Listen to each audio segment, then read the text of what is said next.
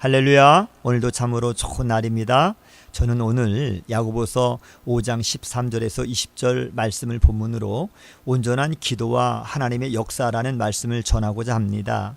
이 시간 말씀을 듣는 모든 분들에게 하나님께서 은혜 주시기를 원합니다. 야고보는 서신을 마감하면서 기도와 믿음에 대한 목회적인 권면을 주고 있는데요. 먼저 그는 주님의 재림을 기다리면서 핍박을 참고 견디는 성도들을 생각하고 핍박하는 자들에게 대항할 것을 명령하지 않고 오히려 기도하라고 권면하고 있습니다. 오늘 본문은 기도를 통해서 역사하시는 하나님의 능력에 대해서 교훈하고 있는데요.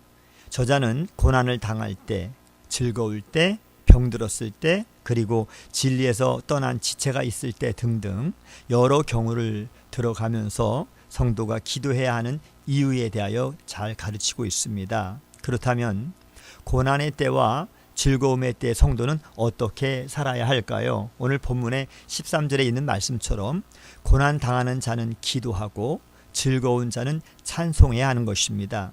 고난 당할 때 하나님을 의지하고 하나님께 기도하면 반드시 난관을 극복할 수 있기 때문이지요. 또한 즐거울 때 하나님을 찬송하고 하나님께 감사를 드리면 더욱 풍성한 삶을 살 수가 있는 것입니다. 기도와 찬송은 믿음으로 하나님과 날마다 동행하는 자가 누리는 놀라운 특권이기에 성도는 고난 중에도 그리고 즐거운 중에도 언제나 변함없이 하나님과 동행해야 하는 것입니다.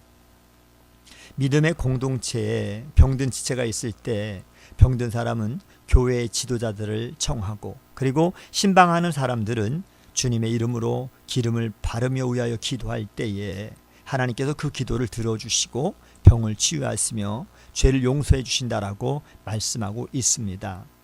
믿음의 기도란 무엇일까요? 하나님의 뜻 안에서 주의 이름으로 기도하는 것입니다. 그래야 그 기도는 하나님으로부터 응답을 받을 수가 있는 것이지요. 친히 듣고 움직이시는 하나님으로 인해 역사가 일어나는 것입니다. 또한 신앙 공동체의 구성원은 서로 죄를 고백하고 병든 지체가 낫기를 간절히 그리고 함께 기도해야 하는데요. 한 지체가 아픈 것은 그 사람 개인 차원에 머무르는 일이 아니기 때문에 공동체는 그 일을 계기로 하나님과 사람 앞에서 철저하게 회개해야 하는 것입니다. 서로 용서하고 용서받으며 한 마음이 될 때 병든 사람을 위한 중보 기도가 온전해질 수가 있는 것이지요.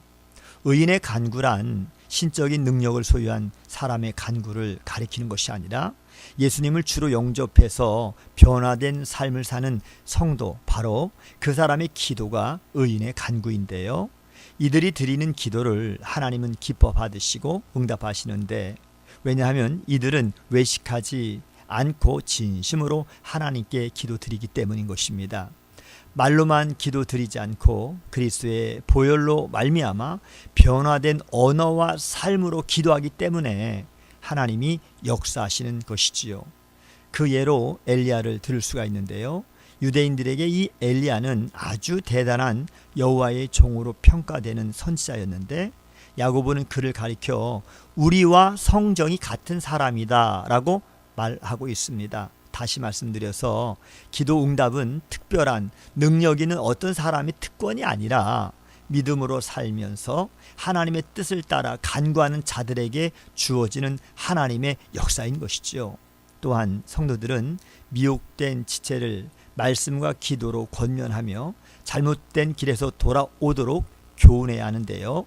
진리를 떠난 자들을 돌아오게 하며 또 죄의 길에 빠진 자들을 건져 올리는 일은 하나님이 가장 기뻐하시는 일이기 때문입니다. 신앙생활은 절대 혼자 하는 것이 아닙니다. 하나님과의 관계도 중요하지만 성도와의 관계도 중요하기에 주님은 우리가 믿음의 지체들과 한 마음으로 기도하기를 바라고 계십니다. 오늘도 온전한 기도와 하나님의 역사를 기대하면서 기도를 통해서 승리하시는 복된 하루가 다 되시기를 주님의 이름으로 축복합니다. 샬롬.